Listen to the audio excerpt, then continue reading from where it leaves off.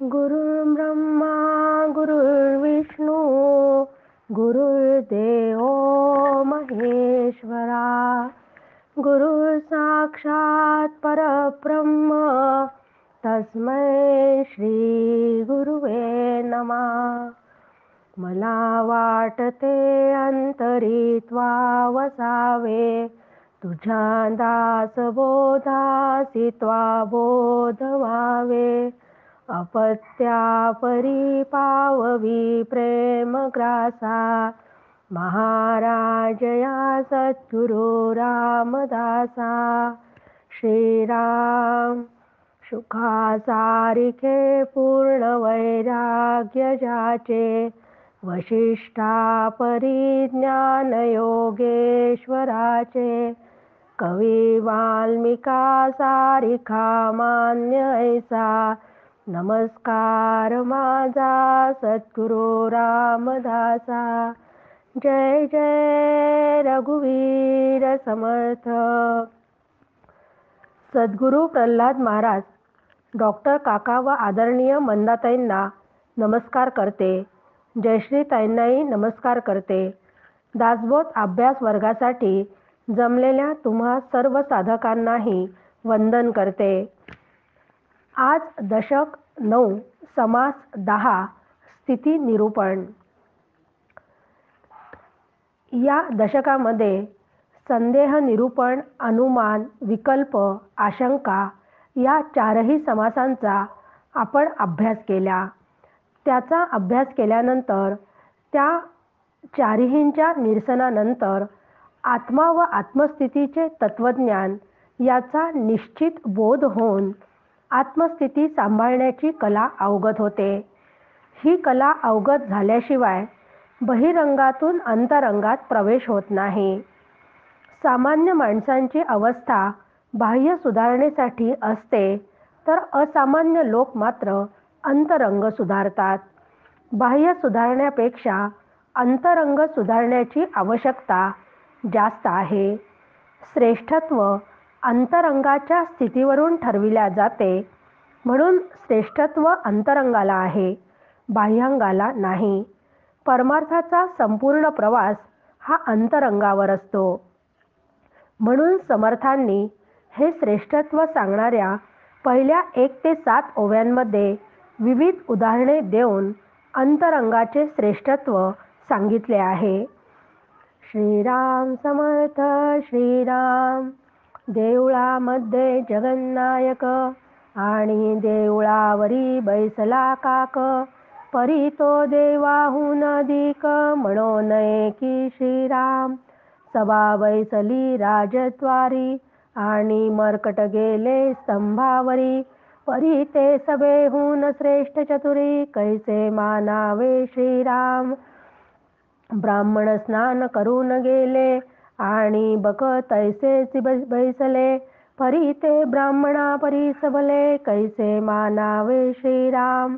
ब्राह्मणामध्ये कोणी नेमस्त कोणी झाले अव्याव्यस्त आणि श्वान सदा ध्यानस्त परी ते उत्तम नव्हे श्रीराम. ब्राह्मण लक्ष मुद्रा नेणे मार्जर लक्ष विषयी शहाणे. परी ब्राह्मणा परीस विशेष कोणे म्हणावे तयासी श्रीराम. ब्राह्मण पाहे भेदाभेद मक्षिका सर्वास अभेद. परी तीस झाला ज्ञानबोध हे तो न घडे की श्रीराम. उंच वस्त्रे नीचल्याला आणि समर्थ उघडाची बैसला. परी तो आहे परीक्षिला परीक्षावंती श्रीराम. देव मंदिरात असतो आणि कावळा मंदिराच्या कळसावर उंच बसलेला असतो. तो जरी उंच बसलेला असला तरी तो देवातल्या मंदिरामध्ये जी मूर्ती आहे म्हणजे त्या मूर्तीपेक्षा तो श्रेष्ठ ठरू शकत नाही. तसेच राजा व त्याचे मंत्री राजदरबारात बसले असता माकड मात्र ध्वजस्तंभावर जाऊन बसले, म्हणून ते राजा आणि मंत्री यांच्यापेक्षा श्रेष्ठ म्हणजे शहाणे कसे म्हणता येईल. तसेच पवित्र ब्राह्मण नदीत स्नान करून बाहेर पडतात आणि बगळे मात्र त्या पाण्यात तसेच बसतात, म्हणून ते ब्राह्मणाहून श्रेष्ठ होत नाही. ब्राह्मणांमध्ये काही ब्राह्मण ध्यानादी नित्यनेम करतात व काही करीत नाही. इथं ब्राह्मण याचा अर्थ ज्ञान असा आहे की ते काम नित्यनेम करत नाही. पण एखादा बगळा ध्यान करत बसलेला असतो. असं म्हणतात की त्याचं ध्यान इतकं असतं की तो सावज पकडण्यासाठी ध्यानस्थ बसलेला असतो, म्हणून तो ब्राह्मणाहून श्रेष्ठ होत नाही. ब्राह्मणाला लक्षाकडे टक लावून बघता येत नाही. मांजर मात्र त्यात तरबेज असते.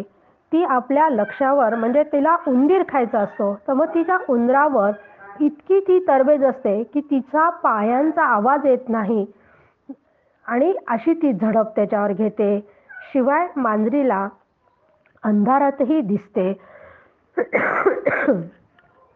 म्हणून ते ब्राह्मणाहून श्रेष्ठ ठरत नाही. ब्राह्मण भक्ष आणि अभक्ष असा भेद करतो. माशी मात्र पक्वान्न आणि घाणीवर दोन्हीकडे बसते, ती त्यात भेद करत नाही. म्हणून त्या माशीची ती सर्वत्र समबुद्धी आहे असे म्हणता येत नाही, म्हणून ती ज्ञानी झाली असे म्हणता येत नाही. त्याचप्रमाणे कोणी क्षुल्लक व्यक्तीने राजवस्त्र अंगावर चढवलेले आहे, म्हणून तो राजा होऊ शकत नाही. म्हणजे त्यांनी राजवस्त्र चढवले आहे आणि राजा मात्र उघडाच बसला आहे, परंतु परीक्षावंताला मात्र ते ओळखायला येते. म्हणजे एखादा नट जेव्हा नाटकामध्ये काम करताना तो राजवस्त्र त्याने परिधान केलेले असतात, म्हणून तो काही राजा होत नाही. आणि राजा उघडाच बसला आहे म्हणून त्याचं श्रेष्ठत्व कमी होत नाही. म्हणजे बाह्य पोशाख कितीही सुंदर असला तरीही ते श्रेष्ठत्व बाह्य अंगावरून ठरत नाही. त्यासाठी अंतराचाच विचार करावा लागतो. जसा एखादा मुलाखत घेणारी व्यक्ती मुलाखत घेत असते आणि मुलाखत द्यायला जो काही विद्यार्थी येतो त्या विद्यार्थ्यांनी सुंदर ड्रेस घातलेला असतो, टाय लावलेला असतो, पायात बूट घातलेले असतात आणि दिसायला सुद्धा तो चांगला असतो. मग याचा हा बाह्यांग सगळा अगदी अतिशय उत्तम असूनही पण मुलाखत घेणाऱ्याच्या प्रश्नांची उत्तरे तो जर व्यवस्थित देऊ शकला नाही तर तो रिजेक्ट केला जातो. म्हणजे बाह्यांगावर अवलंबून नाही आहे, त्यासाठी ज्ञानच असायला हवे. बाह्याकार केला अधिक, परितो अवघा लौकिक, जेथे पाहिजे मुख्य एक, अंतरनिष्ठा श्रीराम. धर्मपालन व उपासनेच्या बहिरंगाचे माजवलेले अवडंबर केवळ लौकिकासाठी असते. म्हणजे गळ्यात माळ आहे, भगवे वस्त्र परिधान केलेले आहे, म्हणजे या बाह्य पोशाखावरून तो फक्त ज्ञानी आहे असं म्हणता येत नाही. कारण त्याच्या अंतर्मनाची स्थिती योग्य नसेल तर त्याला खरे ज्ञान झालेलेच नसते. म्हणून बहिरंग साधनेला काहीच अर्थ राहत नाही, उरणार नाही. त्यासाठी अंतरंग साधनाच महत्त्वाची आहे. माणूस आपल्या विचारशक्तीने विश्वाच्या भूत भविष्याचे कोडे उलगडण्याचा प्रयत्न करतो. त्याचप्रमाणे तो सुखाची नवीन नवीन साधने शोधून काढतो. परंतु जोपर्यंत अंतर्मुख होऊन तो स्वस्वरूपाचा शोध घेत नाही तोपर्यंत त्याच्यामधील खरा माणूसपणा प्रगट होत नाही. ब्रह्मस्वरूप आत्मा माणसाचे खरे स्वरूप आहे. त्याच्या साक्षीत्वाने कर्म करणे, त्याच्यासाठी त्याचे ज्ञान मिळवणे व त्याच्यामध्ये सुखाचा शोध घेणे हे माणसाचे संतमान्य जीवन होय. श्री समर्थ त्यालाच अंतर्निष्ठा म्हणतात. लौकिक बरा संपादिला, परी अंतरी सावध नाही झाला, मुख्य देवास चुकला तो आत्मघातकी श्रीराम. व्यवहारामध्ये बऱ्यापैकी यश मिळवलेले आहे, म्हणजे त्याच्याजवळ धनसंपदा भरपूर आहे, शिवाय व्यवसाय असो, नोकरी असो, त्यातही तो मोठ्या अधिकारी पदावर आहे.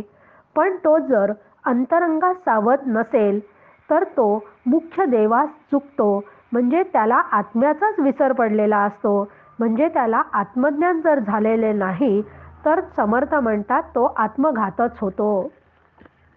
देवास भजता देवलोक, पित्रास भजता पितृलोक, भूतास भजता भूतलोक, पाविजेतो श्रीराम. जेने जयास भजावे, तेने त्या लोकासी जावे, निर्गुणी भजता वावे, निर्गुणची स्वये श्रीराम. असं म्हणतात की देवतांच्या उपासनेने देवता लोक मिळतो, पितरांच्या उपासनेने पितृलोक मिळतो व पिशाच्यांच्या उपासनेने पिशाच्य लोक मिळतो.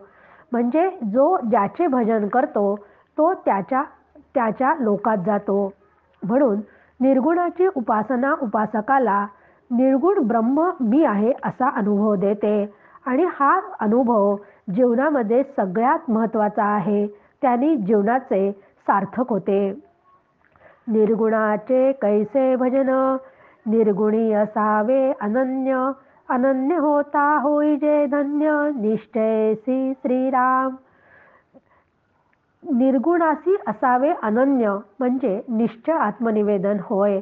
म्हणजे आत्मनिवेदनाची प्रक्रिया निश्चित तिथे झालेली आहे आणि हेच निर्गुणाचे भजन आहे. पण असं म्हणतात की निर्गुण अनुपास्य आहे, त्याची उपासना करता येत नाही. निर्गुणाची उपासना ही केवळ वैचारिक असते. म्हणजे विचारांनीच निर्गुण साध्य करता येते. म्हणजे निर्गुणाच्या उपासनेची रीत अशी आहे की जीवाने ब्रह्माहून वेगळे राहू नये. म्हणजे जीवाने ब्रह्माशी ऐक्य साधताच मोक्ष मिळतो आणि त्यानेच जीवनाला धन्यता येते. सकळ केलियाचे सार्थक, देव ओळखावा एक, आपण कोण हा विवेक, पाहिला पाहिजे श्रीराम.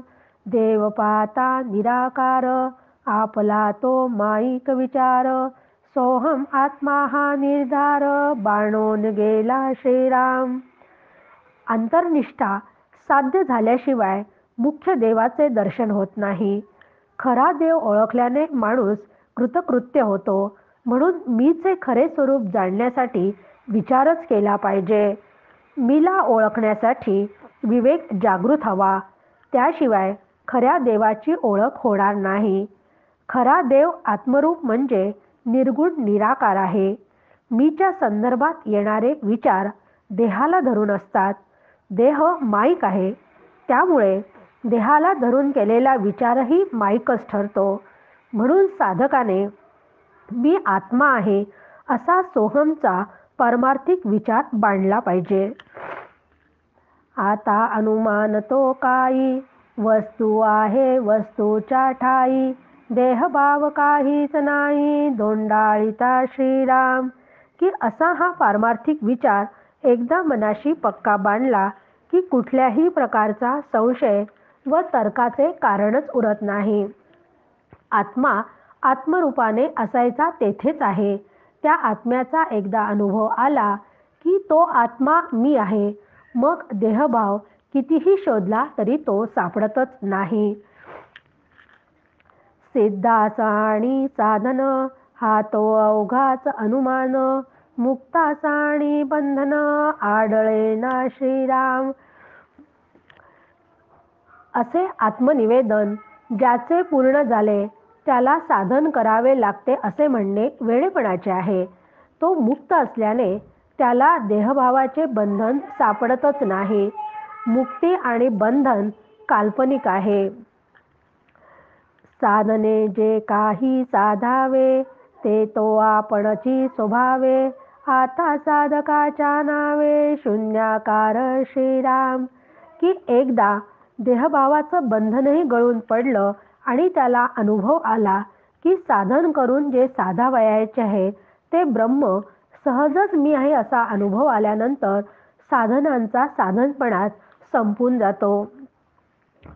म्हणून समर्थांनी दासबोधाच्या शेवटच्या ओव्यांमध्ये म्हटले आहे, झाले साधनाचे फळ संसार झाला सफळ, निर्गुण ब्रह्म ते निश्चळ, अंतरी बिंबले श्रीराम. की एकदा निर्गुण ब्रह्म अंतर्मनामध्ये बिंबले की कुठल्या साधनाची गरज राहत नाही. हिशोब झाला मायेचा, झाला निवाडा तत्वांचा, साध्य होता साधनाचा, ठाव नाही श्रीराम. की आता एकदा निर्गुण ब्रह्माचा अंतरी बिंबल्यानंतर साधनांचा काही गरजच राहिलेली नाही. त्यासाठी समर्थांनी इथे उदाहरण दिले आहे. कुल्लाळ पावला राजपदवी, आता रासभे कासया राखावी, कुल्लाळपणाची उठा ठेवी, कासया पाहिजे श्रीराम. की एखादा कुंभार जर राजा झाला तर त्याने पूर्वीसारखे जे गाढव सांभाळण्याचे काम तो करत होता ते करण्याचं काही कारणच उरत नाही. म्हणजे कुंभारकी त्यांनी करायची आता गरजच राहिली नाही. त्याचप्रमाणे तैसा अवघा वृत्तीभाव, नाना साधनांचा उपाव, साध्य झाले या कैसा ठाव, साधनासी श्रीराम. त्याचप्रमाणे अंतःकरण वृत्तीचे सर्व व्यवहार आत्मानुसंधानात होऊ लागल्यावर, म्हणजे तिथे राजा झाला असं त्या उदाहरणात म्हटलं आहे. की आत्मानुसंधानात होऊ लागल्यावर अनेक प्रकारची साधने करणे म्हणजे गाढवे पाळणे निरर्थक ठरून त्याचे साधनत्व संपून जाते. साधने काय साधावे, नेमे काय फळ घ्यावे, आपण वस्तू भरंगळावे, कासयासी श्रीराम. मग ती साधने आता काय साधून देणार आहेत, कारण साध्य जे करायचे होते ते तर साध्य झाले आहे. मग नित्यनेम करून आता कोणतं वेगळं फळ मिळणार आहे. म्हणून साधना व नित्यनेमाच्या निमित्ताने आत्मरूप मीने स्वस्थता सोडून का हिंडावे. की जसे आपण रोज स्वयंपाकामध्ये भाजी करतो, मग भाजी करण्यासाठी जे जे साहित्य लागते, मग मला हळद कुठे आहे, तिखट कुठे आहे, याचा सगळा शोध घ्यावा लागतो. कढई पाहिजे, झाऱ्या पाहिजे, हे सगळं साहित्य पाहिजे. पण एकदा त्या साहित्यांच्या आधाराने भाजी तयार झाली की मग ते साहित्य कुठे का असेना त्याच्याशी काही आपल्याला गरज पडत नाही. मग कुठेही हळद ठेवलेली असो, कुठेही तिखट ठेवलेलं असो, जसं त्या साधनांची भाजी तयार झाल्यावर गरज पडत नाही, तसंच एकदा ब्रह्मानुभव आल्यानंतर साधनांचं कामच शिल्लक राहत नाही. देह तरी पांचाभूतांचा, जीव तरी अंश ब्रह्मीचा, परमात्मा तरी अनन्याचा, ठाव पहा श्रीराम. की हा देह जो आहे हा पंचमहाभूतांचा आहे आणि त्या पंचमहाभूतांपासून निर्माण झालेला हा जीव हा परमात्म्याचा कल्पित अंश आहे. म्हणून जीवाने ब्रह्माशी अनन्य राहावे. उगेची पाहता मी पण दिसे, शोध घेता काहीच नसे, तत्वे तत्व निरसे, पुढे निखळ आत्मा श्रीराम. वरवर पाहिले तर अहम भासतो, म्हणजे त्या अहमचा ठाव घेण्याचा प्रयत्न करताच तो मिथ्या असल्याने तो कोठे जातो ते काहीच कळत नाही. कारण मिथ्या गोष्टी नष्ट होतात. म्हणून पुढील तत्वांच्या अनुसंधानाने मागील एक एक तत्वांचा निराश करत गेल्या असता फक्त निखळ जो उरतो तो केवळ आत्माच आहे. आत्मा आहे आत्मपणे, जीव आहे जीवपणे, माया आहे मायापणे, विस्तारली श्रीराम. आत्मा आत्मरूपाने सगळीकडे व्यापून आहे. जीव जीवत्व ओढवून घेतल्यामुळे स्वतःला अल्पज्ञ सीमित समजतो आणि देह समजून प्रारब्धवशात आपले जीवन जगत असतो. म्हणजे जीव जीवत्वामुळे परिच्छिन्न आहे, तर माया खरं म्हणजे ती नाहीच, परंतु अध्यस्त रूपाने ती आपली विविध रूपे दाखविते. ऐसे अवघेची आहे आणि आपण कोणी एक आहे, हे सकळ शोधून पाहे, तोची ज्ञानी श्रीराम. की असा हा आत्मा आत्मरूपाने आहे आणि जीव देहाला सत्यत्व देऊन तसे जीवन जगतो व माया ही तर पंचमहाभूते व त्रिगुण यांच्यापासून निर्माण होऊन आपला सर्व पसारा मांडते. त्याशिवाय मी हेही स्फुरण आहे. म्हणजे या सगळ्यांपेक्षा मी वेगळा आहे याचे ज्ञान ज्याला आहे तोच खरा ज्ञानी होय आणि खरा मी ओळखणे हेच आत्मज्ञान होय. शोधू जाणे सकळासी परी पाहो नेने आपणासी ऐसा ज्ञानी एकदेशी वृत्ती रूपे श्रीराम. की या दृश्याच्या प्रचंड पसाऱ्यात जीव गुंततो व दुःख ओढावून घेतो. या दृश्याच्या पसाऱ्यात तो अनेक प्रकारांनी वेगवेगळे शोध घेतो, पण जो खरा मी आहे त्याचा शोध मात्र तो घेत नाही. असा वृत्ती ज्ञानावर समाधान मांडणारा एकांगी होतो. ते वृत्ती रूपी जरी राहिले तरी मग काहीच नाही राहिले. प्रकृती निरासे अवघेची गेली विकारवंत श्रीराम. या वृत्तीला साक्षीभावाने पाहता आले पाहिजे. असा साक्षीभावाने वृत्तीज्ञानाचा ठाव घेता घेता प्रकृतीचा म्हणजे सर्व सगुण पाच भौतिक पसारा, देह व जगत यांचा निराश होऊन सर्व विकारी तत्वे मागे पडून काहीच शिल्लक राहत नाही. येथे साक्षी भाव पण गळून पडतो. मग जे शिल्लक राहते तेच निर्गुण ब्रह्म होय. त्याचा विचार करता करता तेच मीचे स्वरूप आहे असे हे परमार्थाचे गूढ रहस्य अत्यंत समजायला कठीण असले तरी संतांनी ते समजून घेतलेले असते. म्हणून हे गूढ रहस्य समजण्यासाठी संतांचा सहवास आवश्यक आहे. फळ एक आपण एक ऐसा नाही हा विवेक. फळांचे फळ कोणी एक स्वयची होई जय श्रीराम. झाडाचे बी आणि झाड यांच्यात भेद नाही, ते एकच असते. म्हणजे झाडाच्या बीमध्ये संपूर्ण झाड असते. त्याप्रमाणे ब्रह्म नावाचे एक फळ आहे व जीव नावाचा कुणी त्या फळाची प्राप्ती करून घेणारा वेगळा आहे असे समजणे हा विचार अविवेकाचा आहे. कारण जीव ब्रह्मरूपच आहे. म्हणजे फळ वेगळे व फळाचा भोगता वेगळा असे पारमार्थिक तत्वज्ञान सांगत नाही. भोगत्याने म्हणजे जीवाने स्वतःच फळ व्हावे म्हणजे त्याने आत्मरूपच व्हावे, कारण तो मुळात आत्मरूपच आहे. रंक होता राजा झाला बरे पाहता प्रत्यय आला. रंकपणाचा गलबला रंकी करावा श्रीराम. वेदशास्त्रे पुराणे नाना साधने निरूपणे सिद्ध साधू ज्या कारणे नाना सायास करीती श्रीराम.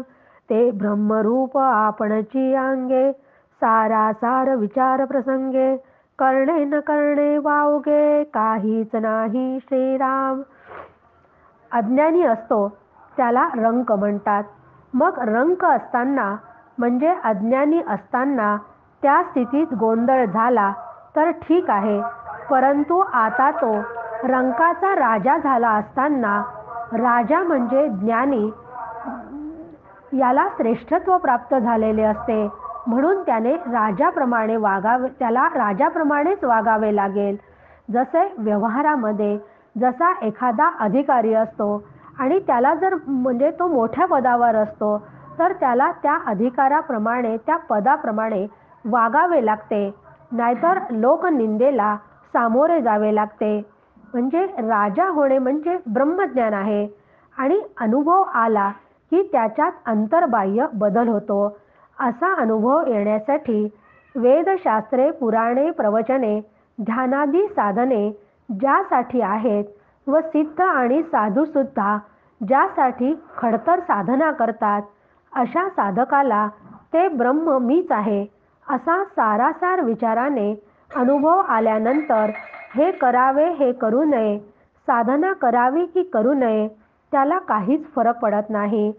त्याच्यासाठी दोन्हीही निरर्थक होतात. त्यासाठी आधी ब्रह्मपद प्राप्त करावे लागते.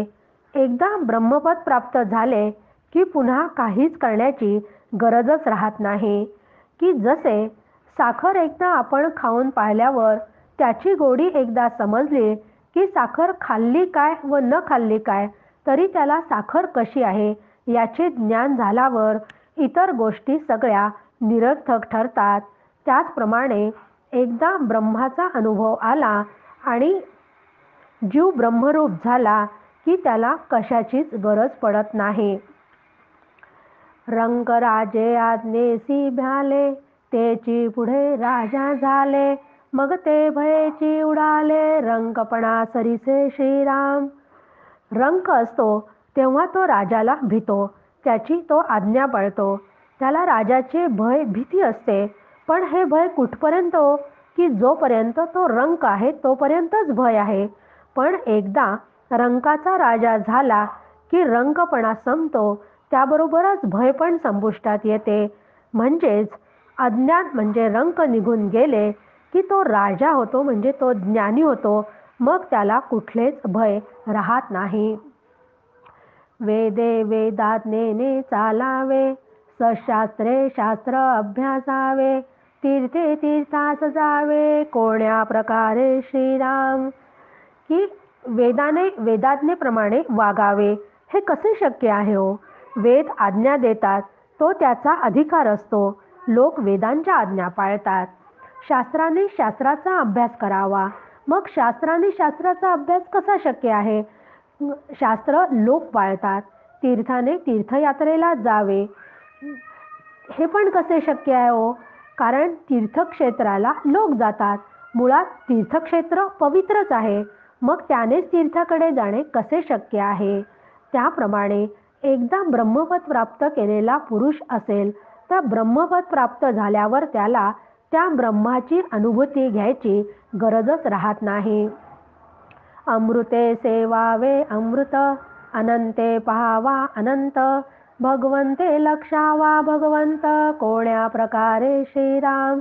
संते असंत त्यागावे, निर्गुणे निर्गुणासी भंगावे. स्वरूपे स्वरूपी रंगावे, कोण्या प्रकारे श्रीराम. अंजने ल्यावे अंजन, धने साधावे धन.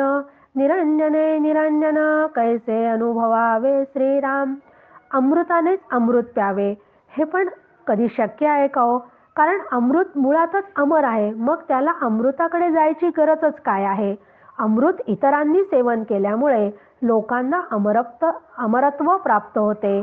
संत असंत त्यागावे म्हणजे संत असंतत्वाचा त्याग करतात, म्हणूनच तर ते संत होतात ना. म्हणून संत असत त्यागावे हे कसे शक्य आहे? जसे सज्जन माणसाला सज्जनत्वाचा स्वीकार करण्याची गरजच नाही. फुलांना सुगंध फुलांना कळतो का? कधीच कळत नाही. साखरेची गोडी साखरेला कळते का? नाही, कारण तिचं तर मूळ स्वरूपच आहे ते. त्यामुळे तिथे जशी गरज नाही, तसंच इथं समर्थांनी हा विचार अनेक उदाहरणांनी आपल्याला समजून सांगितलेला आहे की अंजनाने अंजन घालावे, धनाने धनाचा शोध घ्यावा, निरंजनाने निरंजनाचा अनुभव घ्यावा. हे सर्व कसे शक्य आहे? साध्य करावे साधनासी, ध्येय धरावे ध्यानासी. उन्मने आवरावे मनासी, कोण्या प्रकारे श्रीराम. की साध्याने साध्य करता येत नाही. कारण एकदा साध्य म्हणजे एखादा जर माझं साध्य असेल, ते एकदा साध्य झाले की साधनेची गरजच नाही. म्हणजे साध्याने साधना करावी ते कदापिही शक्य नाही. त्याचप्रमाणे उन्मनी ही अशी अवस्था आहे की तेथे मनच शिल्लक राहत नाही. ज्याला मनच राहिले नाही तो उन्मनाने मनाला कसे आवरेल? एकदा ब्रह्मरूप झाले, तसा अनुभव आला की सर्व साधने आपोआप गळून पडतात. आधी साधक बद्ध अज्ञानी रंक होता, पण आता त्याची स्थिती बदलली व तो बद्धाचा सिद्ध झाला. अज्ञानाचा ज्ञानी व रंकाचा राजा ही स्थिती त्याला प्राप्त झाली. तोच जीवनमुक्त असतो. अशी स्थिती एकदा प्राप्त झाली की त्याला कुठल्या साधनांची गरजच पडत नाही. हेच स्थिती निरूपणात समर्थांनी सांगितले आहे. अशी जीवनमुक्ताची स्थिती प्राप्त झाली की दुःख दूर होते. अशी स्थिती तुम्हाला व मला प्राप्त व्हावी अशीच मी समर्थ चरणी प्रार्थना करते. जय जय रघुवीर समर्थ.